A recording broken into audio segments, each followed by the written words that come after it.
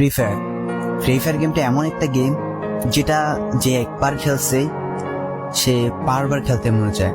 প্রথম পারবে না, কিন্তু চেষ্টা করতে করতে যখন পেরে যায় তখন আর ছাড়ে না। আর এই গেমটা যারা একবার খেলছে, যার মনে একবার জায়গা করে নিয়েছে, সে কখনোই এই গেমটা বলতে পারবে না। সে যদি 1 দিন 2 দিন 7 দিনও না খেলে, সে 7 দিন পর আবার ঠিকই এই গেমটার ভিতরে ঢুকবে। কারণ এই গেমটা কখনো কাউকে কষ্ট দেয় না।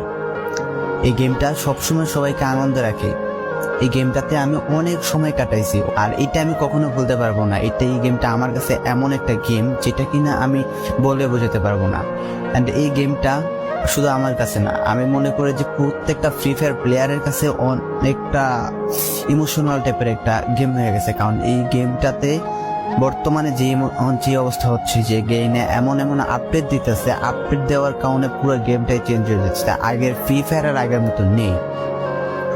তো এই কারণে হয়তো কোনো এক সময় আমরা এই গেমটা ছাইড়া দিতে হবে, তবে ছাড়া হবে না। যদি ছাড়া হয় তাহলে শুধুমাত্র গেমটা ব্যান্ড হওয়ার পরে ছাড়া হবে।